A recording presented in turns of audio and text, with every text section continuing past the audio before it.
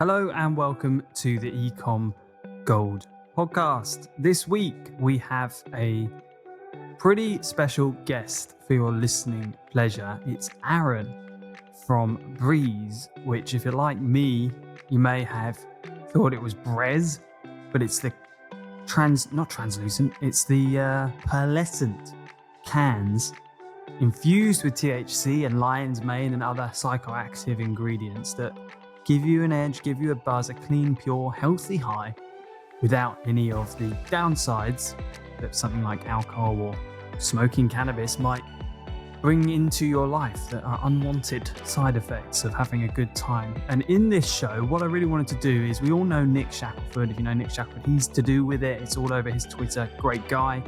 I wanted to know why he's involved and who else is involved. And it turns out our guest today, Aaron, is the co-founder of this drink. He has quite an interesting past that took him on a journey to get to this, and he has an even more interesting and ambitious mission, which is to disrupt the alcohol industry with this drink. And in this episode, what we ended up doing was kind of talking through the product, talking through the application of the product, the positioning of the product, and the future goals of the product. Rather than talking about the hard numbers of e-commerce, this is more of a foundational episode to get to know the founder, to get to know the product, and really to just take an insight and a look at this market, this emerging market of cannabis or THC infused and psychedelic infused products, to understand why a can or a beverage was the delivery system that Aaron chose in this particular instance, and where this might go in the future.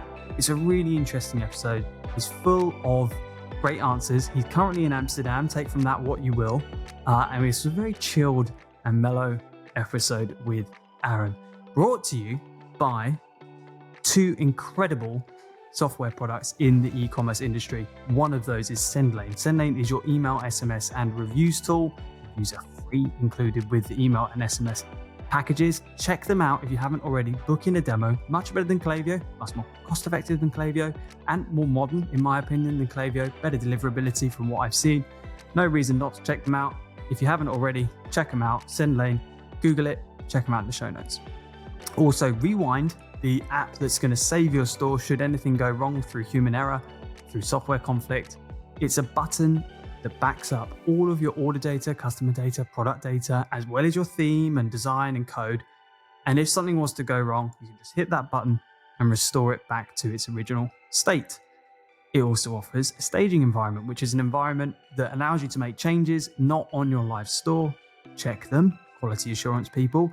Once you're happy, push them to your live store. It adds an extra step rather than doing things directly on live. And it is a must for anyone doing more than 6 figures online, because when things go wrong, and they do go wrong, I'm sure, you will want to have made sure that you have a good process to at least understand why it went wrong, fix it quickly, and move on with making money.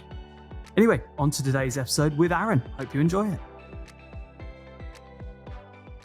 Welcome to the E-commerce Gold podcast. And on today's show, we have, well, you can introduce yourself actually. Go for it.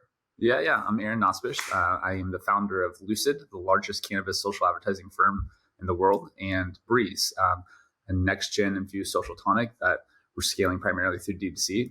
It has hemp-derived delta-9 THC, so it's one of the first federally legal THC beverages in the world. Most of the people that listen to this show will have already seen that brand. I think mainly because of Shaq, who has some involvement with it, but just to jog your memory, if the name doesn't get you there, I pronounce it Brez as well. I don't know why, but yeah, Brez. I'm glad you clarified that. I'm sure other people make that mistake, right? But it's the silver cans, sort of with the what's that color called where it changes in the sun? Kind of, pearlescent, I think, is the changing of the sun. Honestly, it was a mistake. We were trying to do 3D holographic can, very similar to psychedelic water, but different. But they couldn't do it the last minute. So when I talked to them, they're like, hey, we have this Chrome BOP. And I'm like, why don't we just take that and print our full color spectrum logo or label on it and just see how it comes out? And it just came out in this weird, funky way that I just haven't seen before. So it's actually laser printed ink on top of a chrome silver label. So it creates an effect that I don't think you can really buy. So yeah, it looks insane. Especially, I haven't seen that in real life. But does it like translate over because obviously the images look great, but does it Yeah. actually really stand out in real life? It's cool in real life. Like I actually think when it's cold, it's best. When it has a little condensation on it, it has this very trippy, like dimensional look to it. When it's totally dry, and if it's in a dark place, I don't think it's as cool. It's so reflective, it kind of like goes dark. But depending on where you're at and what you're holding, it reflects. And that's kind of, I wanted it to be something that looked so curious that if you didn't try it, you always would wonder what it would have been like. And I think we achieved that. Some optimization to do, but I think we achieved that. Yeah, it doesn't look like anything else. That's for sure. So, well, we'll get into that because I do want to know a bit more about your packaging design in due course.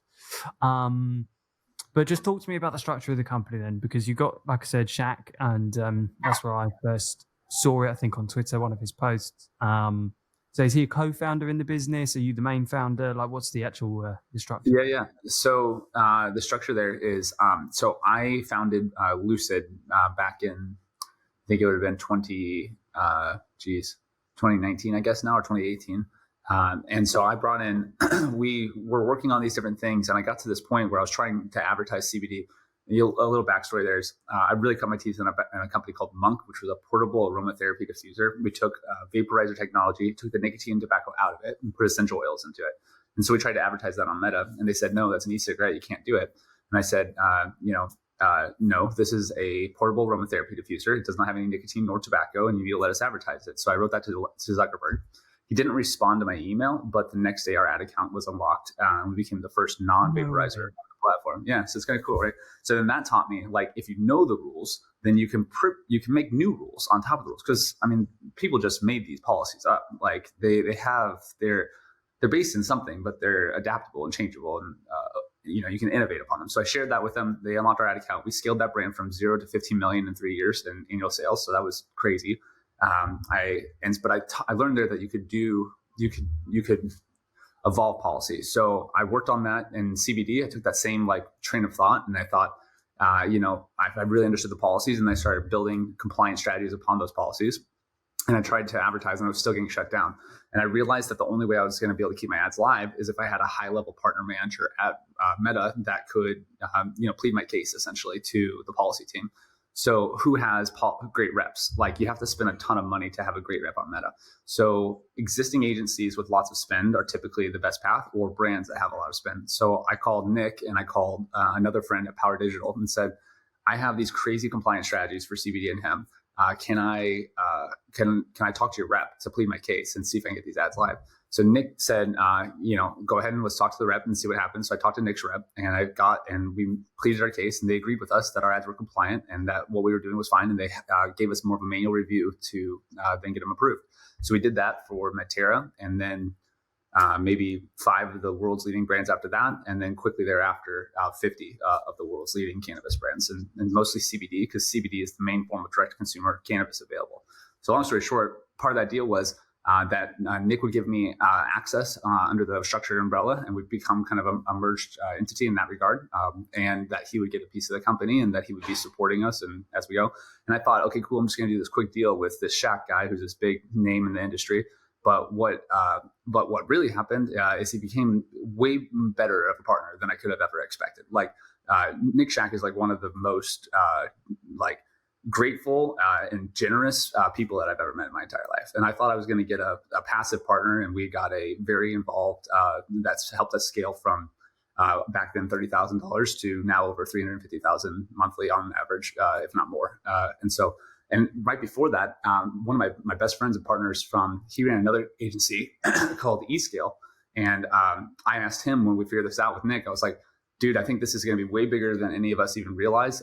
Join the company and we'll become partners in it. So I founded Lucid, and then these guys became partners in the company and have been with us through the entire scale. And it would not be possible without these awesome guys. And then, so after 4 years of doing that, we were like, I just realized that the future of cannabis is going to be beverage, and that this nano emulsified technology that you feel in minutes and it goes away in like an hour and a half, very similar to alcohol. And I said, we just got to do it. So I came up with the idea for Brez and just built the brand, built the product, got it all together.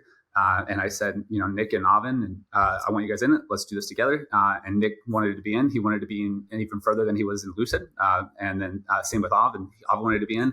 And I found another guy who's this amazing formulator named Travis, and an amazing company called Formula Wonders, which does our nano emulsification. And so those are the partner group. So that's how it's a partnership. If as far as founder, I would be technically the founder, but it's all just a team effort between all of us. Yeah, you got a good group there. Yeah, I think so. Great outcome for Nick. I mean, in the night, it just says so much about being a known player in the space because you attract opportunities. Absolutely. And, just listening back to that, yeah, obviously he had to take a bit of a risk there, but my God, that has worked out pretty well for him, hasn't it? He's gone on a little journey there and sounds like it's, just got better and better and continues to do so, hopefully, for all of you. Totally. So it's definitely a challenging thing, but I'll tell you what Nick is really good at. Nick is just a giver. Like, he just understands the concept of giving fundamentally. And so his approach to business is just, I'm going to supply as many resources to help people that I love and care about that are in my, and that's often a big network of people who he loves and cares about. And like, as much as I can give, he's going to give, trusting that it's going to come back. And that definitely has worked out for him. And I think that's where I give most of his business.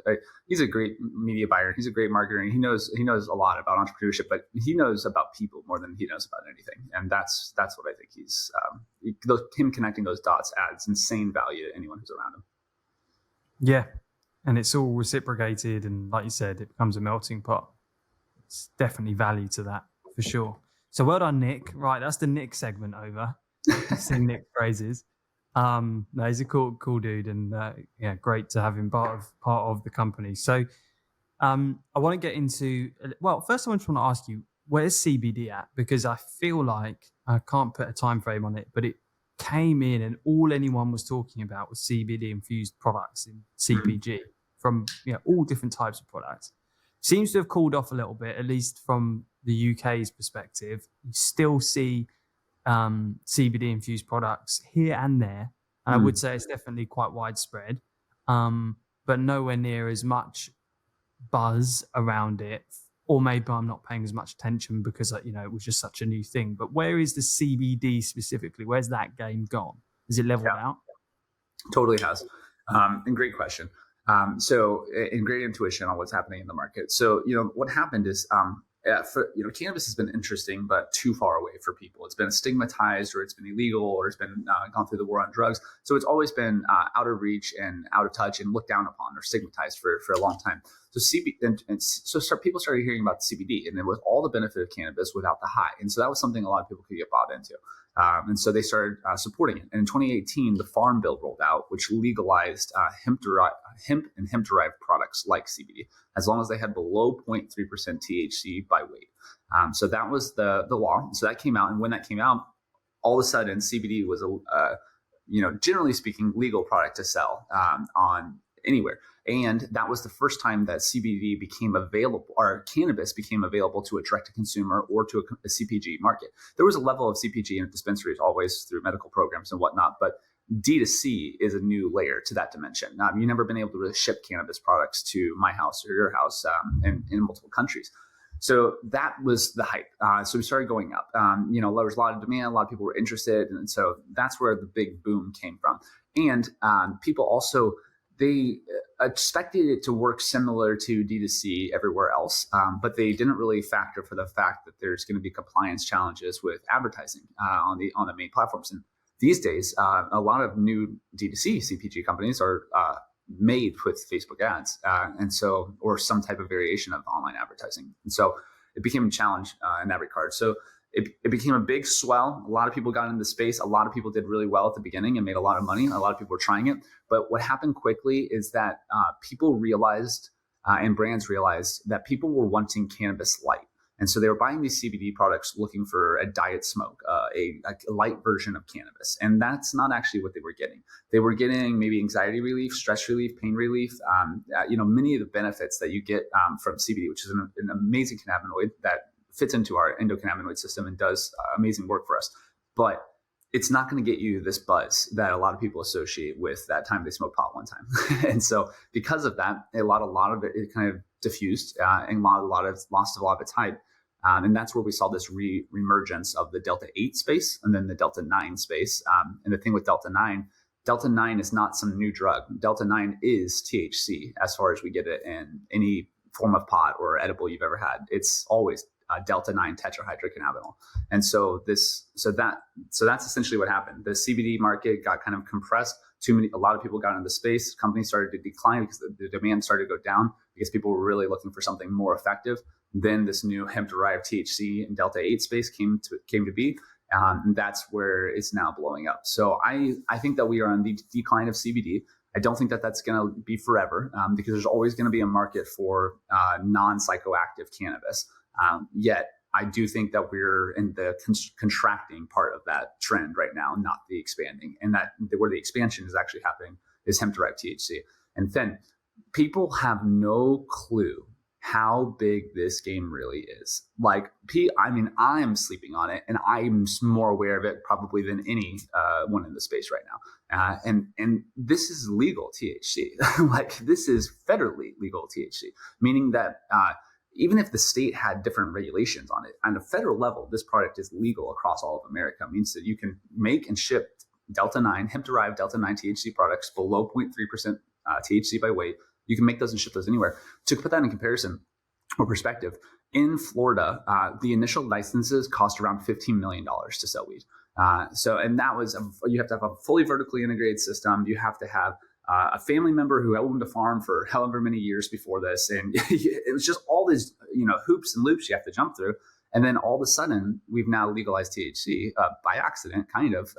And long story short, it's completely opened the market where anyone can get in the game for probably a very, very small amount of money, comparatively maybe $25,000 versus $25 million to play the cannabis game. And when you pay that $25 million, those 15 to 25 million for a license or whatever, that's one state.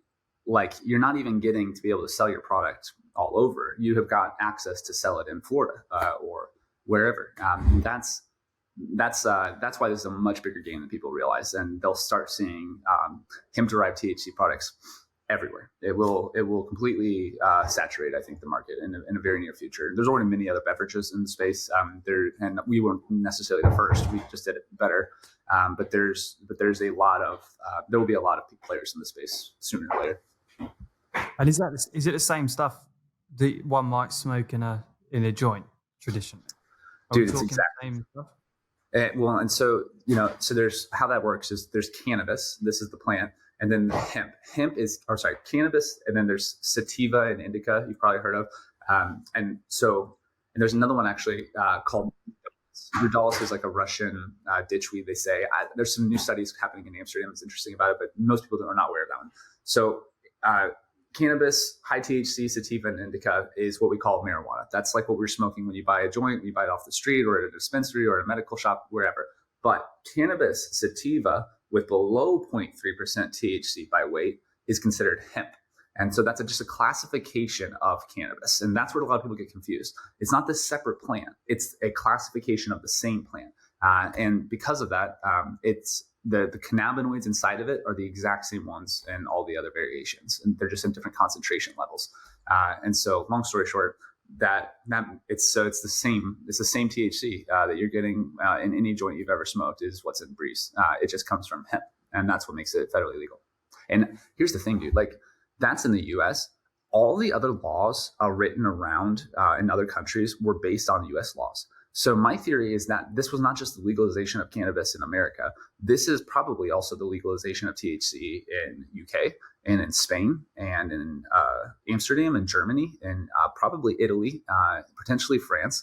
And that's where it's very, very interesting because there's almost like this karmic and global legalization that happened by accident to this plant we've held trapped for so long. And is it something that you can compound? So you've got 0.3 or however many milligrams in a can of 2.5, yeah. 2.5. So if you drank like a whole 6-pack, does it compound in the same way like caffeine or alcohol would? Or not? Great question. It's Brez specifically. So we take that THC, and then the next thing we do after we have that THC is we nano emulsify it or emulsify it. And so what that means is we take the particle size and we make it much smaller through this acoustic technology. And that particle size being smaller means it absorbs faster. So the way that we make our THC, it does stack, but it's not going to stack in the traditional way that like an edible would, or a brownie, or even a joint. You're going to feel it, and you're going to feel a stacked experience of that THC, but it's very flowy. It's very clear. It's very happy. I wouldn't say like light and ineffective. It's in fact the opposite. It can be very strong, but it's a much more conscious and in control experience versus like a I'm zonked out of my mind thing. But that being said, like for compounding any of these products in this industry, the thing is, as long as it's below 0.3% THC, as you know, a heavy thing can hold a lot of THC. For example, like a heavy cookie could theoretically have a lot of THC in it due to the weight of that being so large. I mean, it doesn't take that much. A 10-gram cookie, my mouth's going to be off a little bit. That's over 300 milligrams of THC. So that can be very, very, very potent, and that does stack, and you would feel it pretty heavily.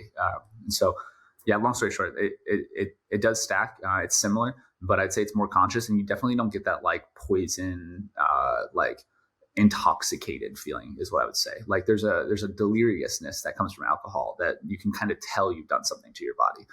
This is, you're taking a supplement, you've taken something that's doing something, but it feels more nutritious than it does delirious. Yeah, I understand that completely. It's probably the right thing to do. I took my fiance to Amsterdam, and she's not tried much in her life in that direction. So I took her to one of the Amsterdam cafes. For the American audience that haven't been to Amsterdam, don't understand it, you can tell me better. You're there right now, but you're seemingly able to buy cannabis in these particular coffee shops. There's a few. Bulldog is one of the main ones, but that's a bit racy for me. I go to one of the more local ones. It's a great shop. yeah. And you can just sit and like they have pre-made joints, or you can buy your own. And I think you can even walk around Amsterdam with a certain quantity of it without any troubles. Right. There's some grey areas there, but long story short, for me, is that I managed to talk my girlfriend into taking a couple of hits, and she's like a mini pint glass. She's absolutely tiny. Never done anything like this before, and absolutely knocked her for 6. I mean, like, she was fortunate in that she got a great experience, but we were in quite a fancy hotel, and we walked back through the doors of this kind of main lobby, beautiful but quiet, as most fancy hotels are, and a chap walked across in quite flamboyant shorts, and she just lost it. She was just in absolute hysterics at this guy's shorts, and we had to follow him to the elevator, and she was just crying with laughter, and he kept turning around. It was the most awkward experience of my life, but she was really, she really enjoyed it. But that's obviously the extreme end of highly potent, and you can't be doing that at 10 o'clock in the morning just before you jump on a group call with your work colleagues or something. Maybe you just want something. So like, if that's the kind of extreme end of it, like what would someone feel after their first Breeze drink? What kind of comparable can you give to someone that has never maybe done cannabis? Like, what's the feeling? Absolutely, dude. Like the way we do this emulsion, it's a really different experience. Like that's why I felt the need to get in this game. I heard of this new technology and this THC, and it just doesn't feel. I wouldn't say it feels like smoking, nor like taking an edible. It feels like the difference is it's just more clarity. I feel more like in control. I don't feel out of my mind. And I think that's a really important part. And that's why, I think that's what cannabis has actually been missing this entire time is you either smoke a joint at a cool place in Amsterdam, at a coffee shop or whatever, and you don't really know how much you're smoking. And those joints are maybe a little bit less strong in Amsterdam, but in California, they're extremely strong. They're the higher end. And I don't mean that it's wrong that they're strong, but I do mean that most people don't really understand dosage. If I just walked into a liquor shop and I grabbed a fifth of vodka and I just started chugging it because I thought that was just normal, or just like even a shot glass or whatever, a small thing. If I just drink all that because I'm like, I'm drinking out, I'm doing alcohol, that would be a very bad idea and a very bad experience for me. And that's what I would compare a lot of to the cannabis culture is like today. People walk in, they buy things they don't really understand what they are, and they just go for it. And it's an unwise way to approach new compounds and substances. It's not that those products shouldn't exist. It's not that we should be banning those types of products. It's just that there should be a clear path and a good gateway to introduce canna-curious people to these products. And so this nano emulsion technology that we use for our THC inside of Breeze, it does just that. We cap it at a low dose. So we have 2.5 milligrams in our small can, and then we have 5 milligrams in our bigger can. And that's a very good entry level dose. That's not variable. You're not going to have one can of Brez that's different than the other can of Brez. It's going to be, for the 90% in the same ballpark, or right there. And when you have that emulsion, it's going to, you're going to feel it within 5 minutes. So you're not going to get this immediate blast off where you just, lost yourself. And you're not going to just randomly get hit by a truck 45 minutes into the experience like a gummy or an edible could do. And so you're going to feel it as you start drinking it. And every sip, you're feeling it like a pattern, very similar to alcohol. And that's why I think alcohol is such a mainstream substance. It's very dosage wise, it makes so much sense. It's just such an easy thing to titrate when you're with your group of friends. And that's what we wanted to replicate with Brez, is that similar level of experience. And that wasn't really possible until this new emulsion technology. And so now we've done that. I would say that within 5 minutes, you get this kind of like wave of relief, and then it has this happy euphoria. A lot of people, they try Brez, and then like within a couple minutes of drinking, they're like, dude, this is awesome. This is so good. I can't believe it. And honestly, between me and you, Fen, like I'm not 100% positive that's because the drink is good or because the effects are just really good. Because like they just get euphoric and they get happy. And I'm like, maybe you think the drink's great, or maybe you're just buzzing right now. So I'd say it's that. And then the longer you go, I'd say, and the more you drink, I'd say you get more of that relief, but you still get a very clear, happy experience. We also do so there's lion's mane mushroom in it, which if you're familiar with lion's mane, it's the most cognitive, it's the most studied cognitive enhancing mushroom in the field. And it does things like stimulate NGF, neural growth factor. So it's actually like the precursor to even building new brain cells is the stimulation of neural growth factor, which lion's mane has been studied to do that. It helps with memory, it helps with clarity, and it helps with the amount of neural connections and neuroplasticity in your mind. And so with all of those things paired with the cannabis, you get this really like happy, flowy type experience that I say it's not really this out of your mind, giggling, everything's so funny kind of thing. And it's not really, it's definitely not this, I need to sit on the couch because I'm melting into the earth thing either. It's just, I'd say it's very comparable to alcohol. It just doesn't have that, intoxicated, delirious, and then I'm going to do a bunch of shit I regret later thing. Did you say Cano Curious earlier? Cano Curious, yeah, or Sober Curious. That's the other ones. Cano Curious. I love that. You should call your small drink can Cano Curious. That's a great name. That's a good name. That's a good idea. I imported a bulk import of products into Shopify, and I did not put in the meta fields the created date, and that sent the whole filtering system haywire because you could no longer filter collections by newest in first or date added to the website, which was a really big problem for this quite large fashion brand. If I didn't have Rewind, that would have been a complete pickle. It would have taken hours, if not days, to sort out, all of the while these products are live and really messing up their merchandising. A mistake by me, absolutely, but fortunately I had the foresight to install Rewind before I made any of these changes, and I was able to just click a button, restore the site back to a previous version just a few minutes before I made that fatal error, and no one was any the wiser. That's the value of Rewind. That's just one use case, okay? One use case. There are hundreds of other use cases. Have it on there because when you need it, you'll text me or you'll tweet me and say, thank you so much, Finn, for recommending that I installed Rewind. You saved my bacon. Back to today's show.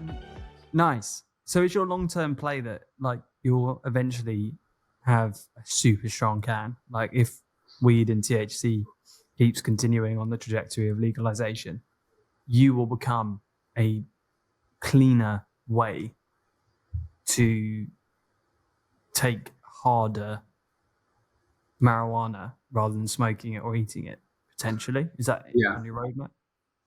Like I don't want to put cannabis in a box necessarily, but I do think that we're going to be able to usher it in a very good way to the future generations. And I think it takes people, like I think the people who build the best solutions are the people,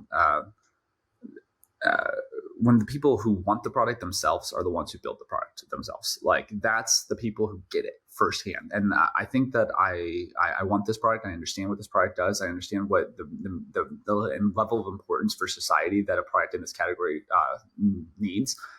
and I've had the experience in the so the way I see it is I think that in the future people will look at alcohol like we look at tobacco. Yes, you can do it, but it's generally not good for you. It's generally not going to do any benefit for you. It's a net negative. And when people start realizing that, there's still going to be people who want to go and have fun and have a good time and let loose, and they need an option to do that doesn't kill themselves and slowly or fast or harm the relationships or the personal life. And I think that Brez is that, and I think that it's not going to end in Brez. Like we're already using cannabis and we're using lion's mane mushroom, but those are just ancient herbs that are efficacious, ancient, proven, studied herbs throughout history. There's a lot more of those herbs, and I'm much more interested in bringing those to market and letting the world realize that there is a lot more in the botanical world that can do a lot more for us, and that can have more of a symbiotic relationship with us. That's much better than rotten fruit juice, which is what alcohol actually is.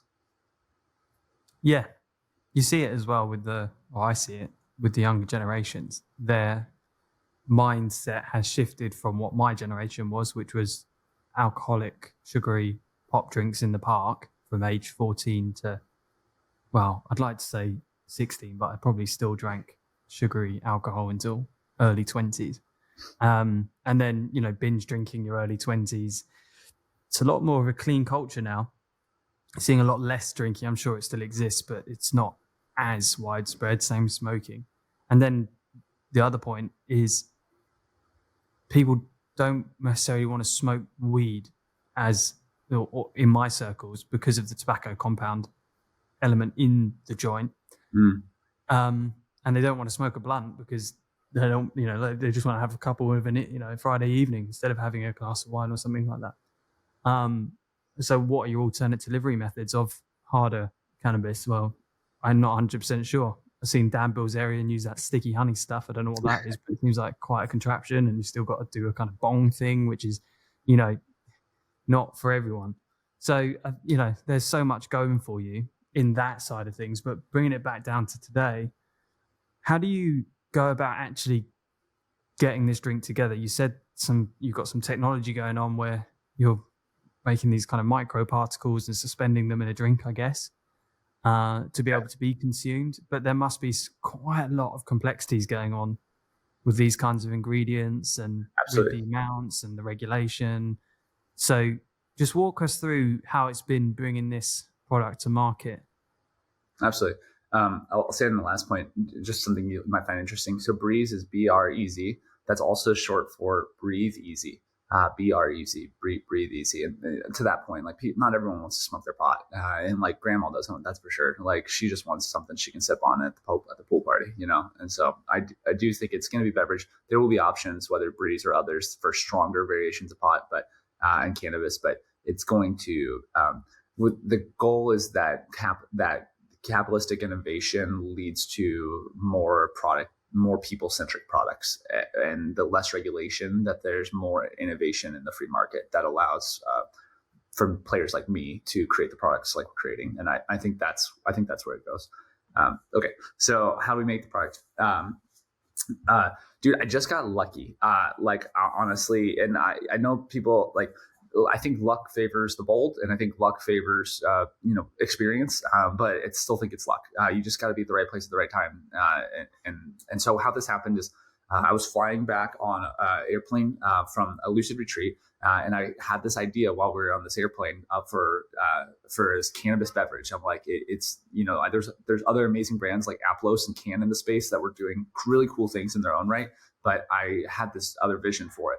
So made it, and then a month later, I just kept designing the brand. That's always where I start with any project. Is I start in Photoshop. I just want to see what it feels like if I just put it on an image. So I'll download maybe mock-ups from places like You Work For Them, or I'll download from Envato, or just anywhere I can find it on the internet. And then I'll hop into other places. I'll find font files that are really innovative. I'll look for design. Like a lot of amazing designers upload their assets for commercial use to be downloaded and mixed matched with other things to make new brands. And so I just fuck with it. I just like play with it. And then I think that is the actual alchemical process that is really important, because if that's the point you're like, in a woo-woo way, you're kind of like interchanging yourself with this brand. And that's like the core aspect. So then once I get like an identity for it and I have like a feeling of what is this supposed to be and what is this supposed to do, then I start developing, more actuals to it. Like, okay, what exactly will the milligrams be? Who are going to be my suppliers? Who's going to, XYZ. So how that happened, I got really lucky on this round. Came up with the idea in January. In February, I went to Cannadelic, which is a Miami cannabis and psychedelic conference. And I was walking around and I just was kind of spreading the word that I'm working on a beverage in the space, that we run this large advertising company and I'm looking for partners. And this guy came. So at the very end of this, I was about to leave and I decided to walk in one more time. I walked in and this guy walked up to me and he was like, "Hey, I heard you're working on a beverage." And I'm like, "Yeah, dude, totally." And he's like, "Have you ever seen this?" And he showed me this Nano emulsified lion's mane. And we went through this whole conversation about beverage and it just felt right. And we were just flowing very quickly. And then anyway, long story short, the next day he called me. And then a couple weeks later after that, he had delivered me samples of a beverage that he had formulated for the brand. And we iterated through it. Honestly, it wasn't very good. It was pretty bad. And I was like, fuck, man, this is not going to work. I'm wasting so much time. We could be doing other things. But I'll tell you what it did do. It was effective. Like, it tasted terrible. It was lemon basil, which I thought is like a way better idea than it is a drink. But I don't know, some people have figured it out, but it didn't taste very good. And then it had nano emulsified myrcene and it had nano emulsified THC. But it was so small, the particles, it was so micro that you felt it in like 10 seconds after drinking it. And so it just hit you like a truck, and it was just too much. And so anyway, we went back through a few iterations, and I met up with him on 4/17 at Benzinga Cannabis Capital Conference, and he said, "Aaron, I got it. This is the one. Like, we've gone through the iterations. This is the one." And so he brought it. We tried it, and I'm like, "Dude, wow, this is clean." It was very good. It was not as good as it is now. It was a little bit more bitter, but it was very clean and very clear product. So tried it. And so then what we did right after that is the next day was the biggest cannabis capital conference in Miami. So we just took 200 cans and just walked around to all of these big people and just started introducing them to our product. And some guy heard about it, actually came up to me and he's like, "Hey, are you guys the ones selling those products? How much are they?" And I'm like, $5. And he bought 2 of them. That was our first sale. So that was kind of cool. And so it was just like this very like real time, down and dirty creation process. And dude, it was the fastest thing I've ever built in my entire life. From January 16th to 4/20 is when we launched. 4/17 we launched in this conference. 4/20 we launched on the internet, and we've been scaling since there. Going that fast riddles you with problems. Like, we ran out of inventory multiple times, but dude, there's some things where speed to market is probably one of the most important factors, and I think that this is one of those things. Yeah, getting your name out there for sure. No, that was true or false. I'm not sure. I think it's true. At least the psychology lines up for me. But Calpol, which is like a medicinal syrup, supposedly they engineer the flavor to not taste too nice because people wouldn't believe psychologically it worked. And I think it was the same with Red Bull, where they purposely didn't take the flavor to be too acceptable. It needed to stand on its own outside of its competitors. To Starbucks do it as well, because otherwise people don't believe something that tastes that good could actually have a benefit as well.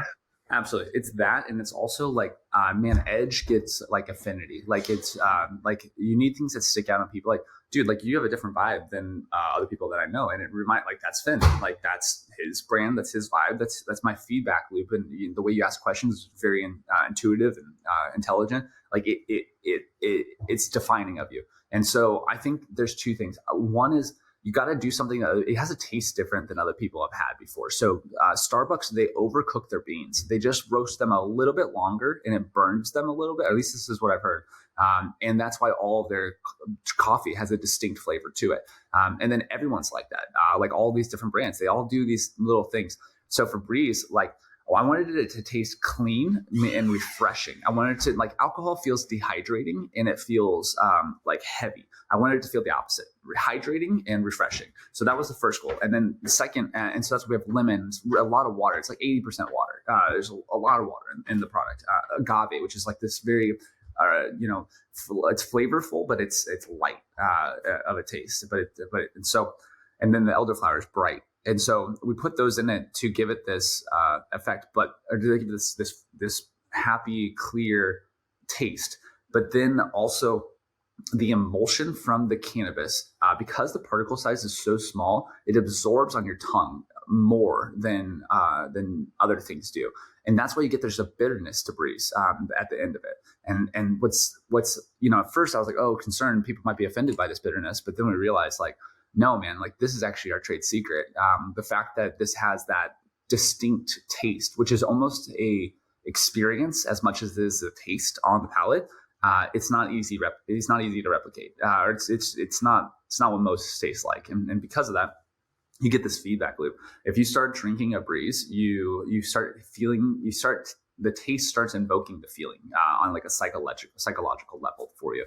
And this is rooted in like things like Pavlov's dogs, where they would ring the bells and the dogs knew, so they'd start salivating. Or you could do it. There's many alcohols, the most notorious. Like you go to the bar and you start having your first few sips of beer. A couple things are happening. The dopamine's being released because it's reminding that taste sensation to the effect that's coming. And so you start getting this pleasant, happy feeling right off the bat from drinking alcohol. And it's because of that feedback loop of that bite in the alcohol. That's a part of it, at least. And so it was more of an accident than intentional, but it quickly became very intentional to have it be very distinct inside of Brez and actually have a unique bite, and I would call it a feedback loop to the user that it's doing something. Yeah, people will put up with a lot, providing it makes them feel good, and then that, like you said, becomes your advantage. No one likes coffee the first time they drink it, unless you're a maniac, but you seem to grow to love it, and you go through those progressions of a very sweet coffee, and then by the time you're 50, you're just drinking like straight espresso, and refining the quality of the bean because you're that into it. And I think you could sell anyone on Brez on a one-to-one. You sit down with anyone for 5 minutes, your passion is there, the story's there, the can. I think 9 out of 10 people, any random people, any age, any demographic, are going to try it based on that. But how, with such a complicated positioning, do you sell it one to many? Great question, dude. It's just like, so how you do it, it's really simple. You make a great fucking product. That's it. Like, if you make a great product, there's nothing you can do to stop it. Do you know what I mean? Like, if I buy something and it's like really good and it makes a big difference in my life, and it actually gives me not just a nice experience, but it's a solution to big problems. Like, I drink a lot. Maybe you drink a lot of alcohol. This now is an alternative. You can maybe drink instead sometimes, or maybe you smoke a lot of pot, but you're really concerned about how it's affecting your lungs, and it's not very attractive of a quality to be around someone who's smoking necessarily. So now you have a solution where you can still get a benefit and have some fun, but without having this negative side effect of smoking or smelling or whatever. And also like people want to feel better, generally speaking. Like the majority of humans want to feel better, and there's this weird association between feeling better and doing harm in society. And I think it's really systemic. I think it's ancient. I think it's trauma inside of all humans. But you don't have to feel bad about dancing. You don't have to feel bad about having a good time. And that's why I think we're trying to build a product that allows you to feel better without feeling worse. And I think that's an innate desire, innate desire in most people. And I think I'm just tapping into that. We often say, like, who's your demographic at Brez? I don't really have a demographic. I believe in a meta demographic, which is what people are looking for on a psychological and a heart level. That crosses many physical demographics. And I'm targeting those people. I want to make sure that they have solutions that can make their lives better without making it worse. And so I think it's happening. So what happens is, we get people to try it, but we let them know that feeling is really understanding. And once they try it, they have I'd say 9 out of 10 people consistently, if not, I mean, I'd say 9.5 out of 10 people consistently have a very positive experience with Brez. Sometimes people are like, oh, maybe that's a little too pricey, or I don't know, I'm hesitant to try. I had a bad edible experience. Why this one won't do anything? But those people who try it, 9 out of 10 of them have a very positive experience. And then they eat. I mean, so what's the next step? I think people will spread it very quickly. I think there's an innate network effect to people want to share good things with other people. So my expectation is word of mouth becomes the number one marketing channel for us very quickly. That Meta just and other channels on advertising just amplify that from the get-go. And then we're trying to drive demand first rather than distribution first, because a lot of brands get distribution and then they don't actually drive sell-through at the places that they're selling at. So if we drive demand first, then I think that's going to give us better negotiating power with distributors, and then we're going to unlock distribution in areas that we know we have a lot of demand, and then that's going to allow us to sell through products quickly, making it a win-win for both the distributor and us. And I think that's going to facilitate much faster growth than the rest of the market scene. You are in the D2C space. If you have a brand that's selling online and you haven't at least had a demo with Zenlane, then one of two things is objectively true about you. You like setting money on fire. You like making your life more difficult. If neither of those things are true, and you are an e-commerce brand and you are selling online, you do send emails, you do send SMS, you do have reviews, or you at least like to collect reviews, then there is no reason for you not to at least have had a demonstration with Zenlane. They are built for e-commerce. They are the most modern platform with the best features, in my opinion, at the lowest cost. I mean, I'm not really sure what would be holding you back. Please go and check them out. Show notes below. They have an event coming up. You can still get tickets, I believe, for that event in San Diego. A link to the Commerce Roundtable in the show notes below as well. Please do go and check out Zenlane if you haven't already. Back to the episode. When you say 9.5 out of 10 people who try it have a good experience, just quantify what you're measuring from an experience perspective. Is it the taste? Is it the Absolutely. feeling? What is the experience? I think experience is the combination of those two things, taste and feeling. So it's like, but there's not really a way to taste it without feeling it. There's not really a way to feel it without tasting it. So I'd say like, what I mean is when people try it and the majority of people who try it have a very positive. They like the taste and they like the feeling. I would say if I had to pick one or the other, I think taste is more subjective than feeling. So I think more people associate with the feeling than the taste. But a lot of people, unless you have a problem with lemons or if you have a problem with grapefruit, which people do, like there's just people out there who just don't like lemon. Then maybe you won't like it.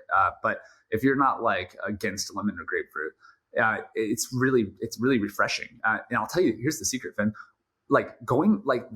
Trying to do the least to these products and compounds as possible is one of the, it's just lemon juice, agave, and like a lot of water.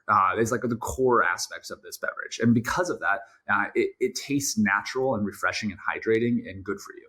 And not a good for you way like a healthy seltzer does. It's like, oh, this is a Diet Coke. Not like that. A good for you product, like when you just drink a refreshing glass of water, or you have a bite of an orange. It's bright and it's full and it's refreshing, and that's why I would say it's like it tastes healthy, but not in the bad earthy healthy way, but like in a this is like I'm replenishing myself way, which is important because like I want people to drink as much as they want of them, and if they keep drinking them, I want that to be a very positive experience. I think the biggest concern I have now is like agave has natural sugars in it. There's about 8 grams of natural sugar in the 7.5 ounce, which is like a third or a fourth of most sodas or something similar. But that like people drink 3 or 4 of them in the sitting, and I just want them to be. I'm wondering how I can probably remove and have less sugar content in the future batches to make it easier to. I mean, I'd love to get to a point where it's good for you. Like we can just like call it that and actually be true that this is like supplemental. This is making you better and you can have it and you'll be better because of it. Dude, we actually, just one last thing I'll say on this. We actually, one of my old business colleagues, Preston Campbell, Dr. Preston Campbell who's a PhD in pharmacology from Vanderbilt University. He's agreed to become a partner actually in Brez. And so he's coming on now as the medical or the chief scientific officer behind Brez. So we'll have a PhD in pharmacology within the company to help us refine, do studies and papers, and not just on this blend, but the future products that we create, which I really would like to have a whole suite of beverages that create next gen efficacious effects and with really amazing flavors and tastes that helps society enhance life. But if something like a pre-workout product is a solution-based supplement, often dissolved in water, that's why I've picked it. The reason people take it is to have few outcomes, hopefully to get a better workout. Generally, that does happen. Great.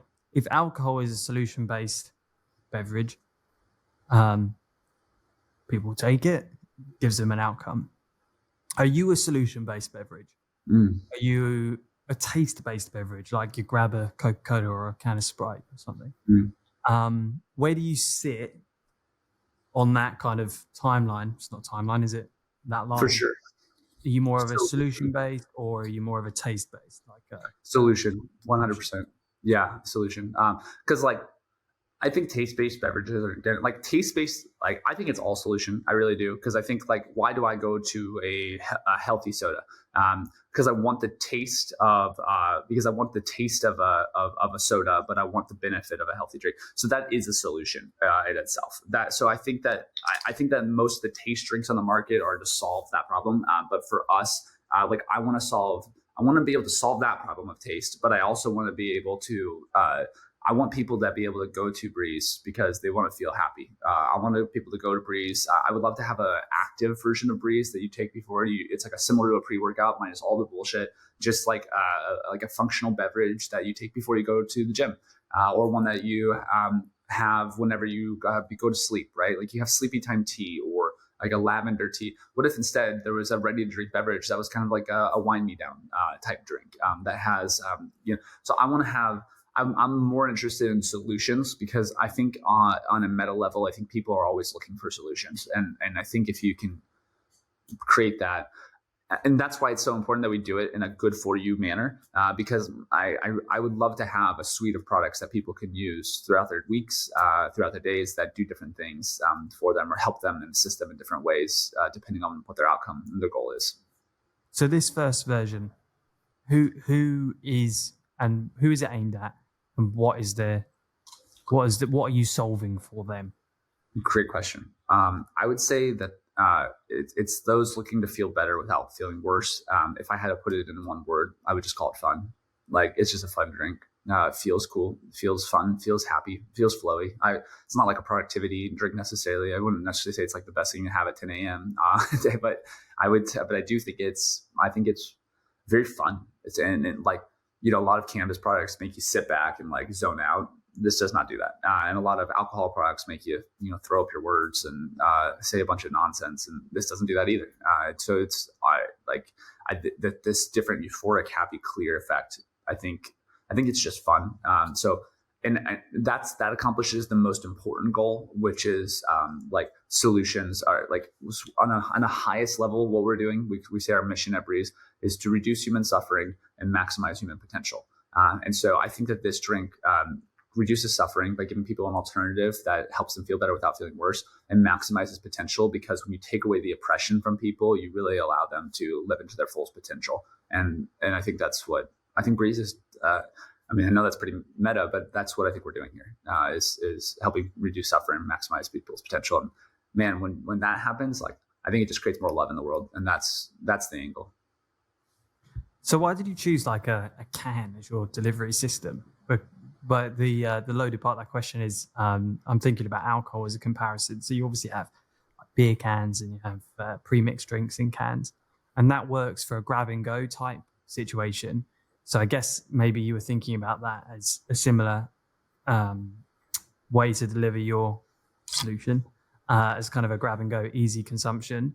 But then you've got that whole other side of alcohol, which is that, which I think ties quite nicely into the cannabis culture of that. Here's the spirit, here are a number of mixers and or other ingredients. Go ahead and make up your own concoctions at home, which is, I would say, more generally done with a group of people, as kind of a centerpiece to a party. For example, you might have a few spirits on the table and have someone mixing them up. Or is that, I'm trying to think of a question out of all of that.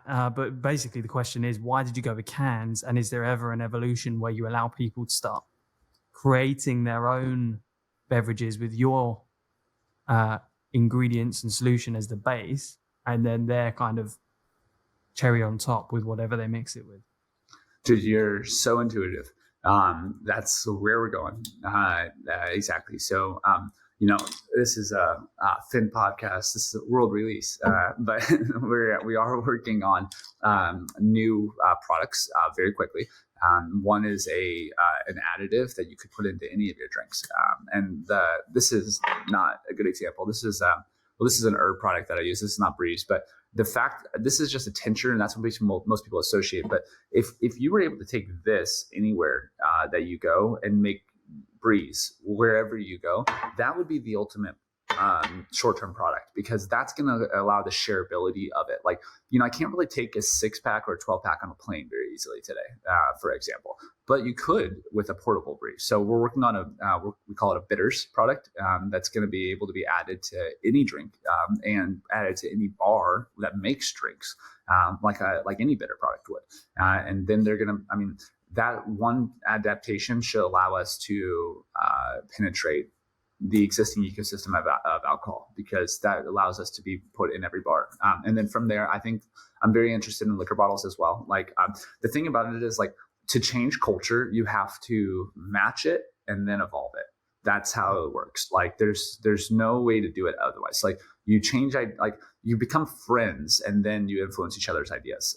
And that's how this game has to work. So I think that we're going to build products that fit the existing infrastructure that is cannabis and lounge culture, and then we're going to change it from the inside out. Infrastructure that is alcohol culture, and then we're going to change it to more cannabis. And like, I would love it. Like, my long-term vision is, I actually believe bars become wellness centers, and like, people, instead of going to a bar to get fucked up, they're going, and maybe that is the intention, is to have like a really happy, loud, fun time. That's fine, but we don't have to have this association of debauchery of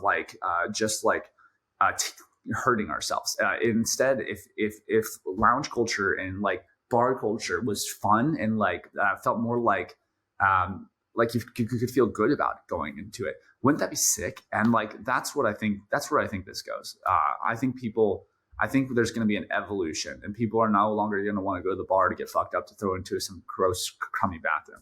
They're going to want to go to that really cool shop that has amazing seating and lighting and great music and great vibes, and they have artists and they have or whatever. And maybe it's just TV shows and of football. It doesn't matter. Like, whatever it is, it's just more of a becoming more environment than it is a becoming less environment. And I think that's where this whole thing goes. So I'm going to do ready to drink that makes it fit the narrative of what people are drinking. And then something you can put into anything and take with you anywhere. And then I think existing liquor store bottles, like something you can pull off the shelf and that you could pour just like you would in making a cocktail. And I think we'll be the first to do that, but then I think everyone will copy us. Yeah, I think with the alcohol thing especially, it's interesting when you go to someone's house that does drink alcohol fairly regularly. Those bottles are often on display. They're not in the center of the room, but you can see them. They're not often tucked away. They're often out. What does that signal? Well, it signals that, shall we have a drink? It enables that conversation a lot more quickly. What does that actually mean? Should we have a good time?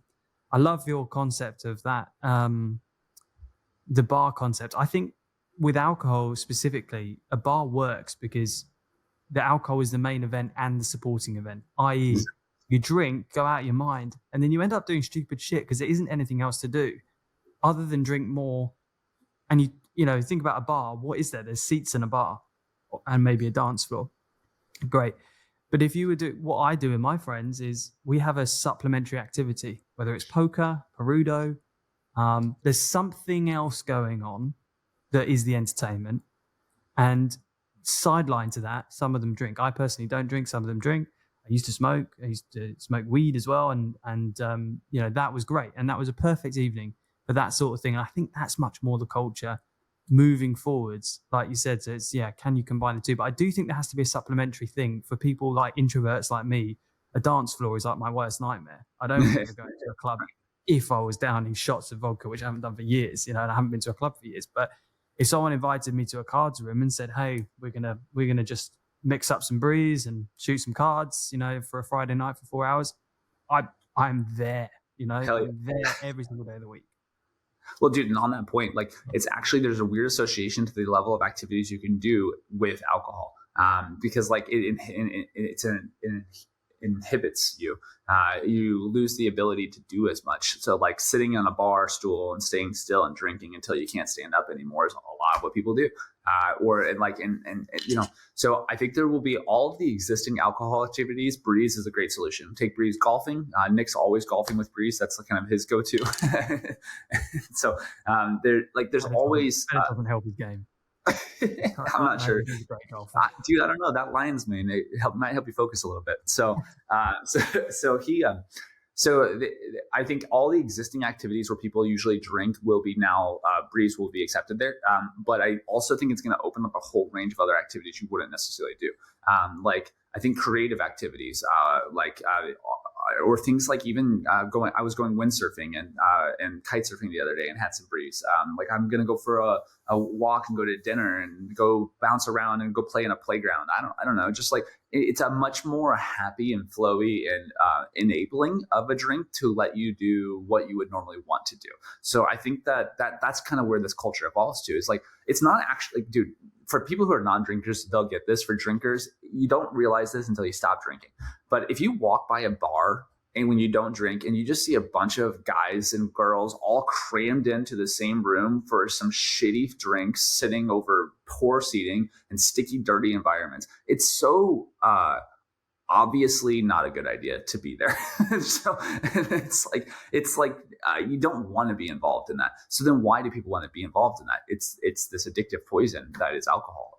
It's seductive, and I actually think it's pretty net negative. I think it's pretty harmful.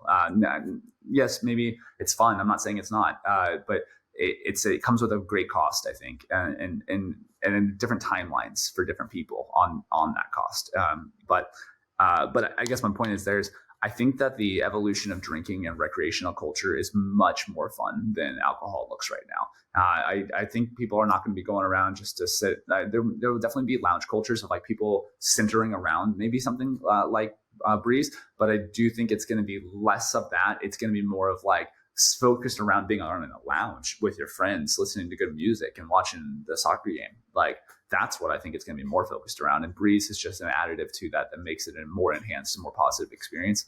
I think it could be walking to the pier, flying a kite, going for a run. I think all of these things are going to be Brez activities. But I'll tell you, there's never been a time where I drank a beer and I thought, hey, I'd love to go for a run right now. But there's plenty of times I've had a Brez and gone for a run, and it's awesome. Yeah, I think you feel a great gap of what would I drink if I was going around to, I can't even say watch a game. I'm a terrible bloke. I don't do any blokey things. But if I was invited by a friend to go and do something like watch a boxing match, and they were drinking, I wouldn't bring a 0% alcoholic beer because I don't see the point, and I don't really care for the taste that much. I wouldn't bring an energy drink because it's probably going to be in the evening. There's no way I'm drinking an energy drink in the evenings. I just end up bringing like a Coke Zero, which I regrettably drink because I know how crap it is for my gut. I'm just like, so there's a real market there for people who just want something to bring, even psychologically, that's going to do something to change their state in a minor or major way so that they can at least feel part of that whole event that they're going to. Because it's more fun. Like, it's fun to change your state. Like, we sit in our same conscious states for long periods of time, if not the majority of our lives. Like, changing our state is nothing new. We've been doing that throughout all of human history. Coffee is the best example, which is not all of human history. Actually, coffee is a fairly recent innovation to our mainstream society. But I think it's the 1600s we started introducing coffee instead of tea, and coffee literally makes you not tired, more awake, more aware. It changes the perspective you have on life. It's an altered state. So I think that is also a very innate quality of humans to look for altered states. And so I think when people stop drinking, they very much are like alone on an island and they don't know what to do, because it's like you're hanging out with your buddies and they're all experiencing recreational, happy, there's good things that come around alcohol culture, like community and good events and activities, but it's a bad poison in the center of it.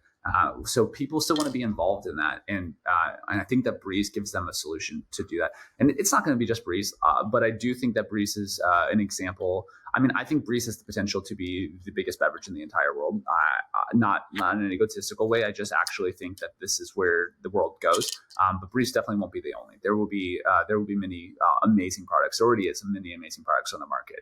And I think there'll be more over time. And I hope to see that happen. Like, that's how we evolve culture. But it's going to be interesting, dude. There's going to be like some pushback from probably some government officials. There's going to be pushback from big cannabis companies, big alcohol companies. It's a more of a free market in this new category, and either pharmaceutical, alcohol, or cannabis, or the government are going to try to get their share of it. And so that's why I think it's going to have to be like, the more people that are aware and want this and are using great products like this, the better chance we have for I think a more optimal future. And so, yeah. Yeah, I think you've got yourself a lifelong mission, and possibly more than a lifelong mission. Maybe you're just the starter of this mission because, like you said, you are tackling some of the biggest people. Well, you're going against everyone: alcohol, pharmaceutical, government. I mean, you couldn't pick three bigger bosses to try and take down, right. But you have some favorable wins, and you have a long-term vision, and you have a changing culture. So why not? Why not? Big mission. And dude, I think it's going to have to be like, how do you really take those people down? Like, I mean, they're just people on the inside. If I can, like, I just want to be friends with them. Like, I'm going to make friendships. Yeah. If I can make friends with these people and we can have good conversation, drink some Brez, then I think they'll get it. And like, those are really smart people who have done smart things. It's just a matter of like, how do you integrate that and shift things in the positive way? And the trouble, man, is money. So like people get really greedy, and then that clouds their vision.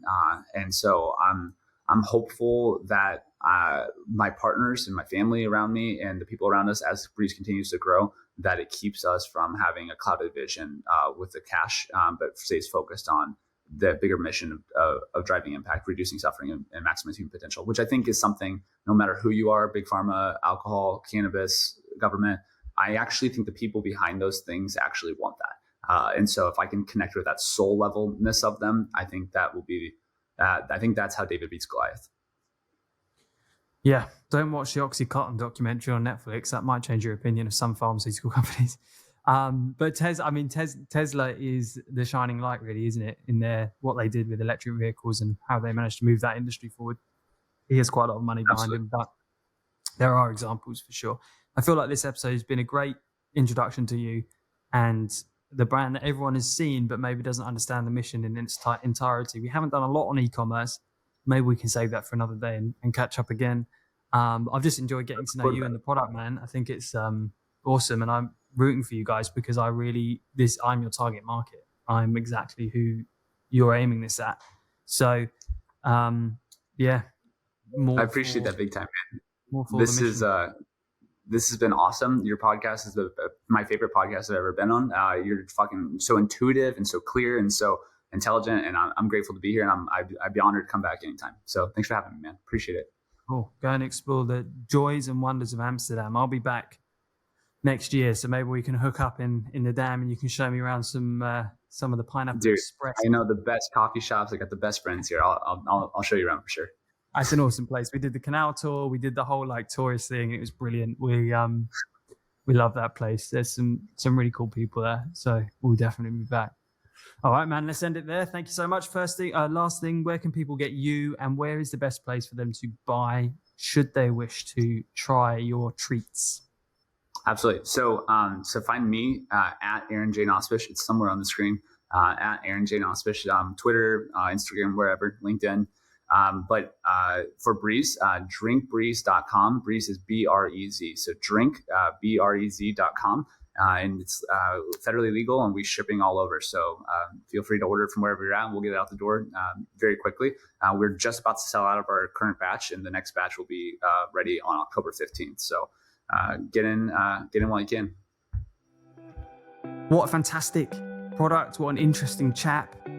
Nick Shack's involved, so I'm sure it's going to be a success. Thanks, Aaron, for coming on. And if you do want to pick up a Brez or a Brez, as it's actually pronounced, then check out their website and go grab yourself a can. Maybe tweet about it. Tell us about your experience. I'm intrigued. I can't wait to try it when I get back to a place that they ship to. Thanks for tuning in again to the Ecom Gold podcast, and we'll catch you next week. Special thanks to the sponsors Senlane and Rewind.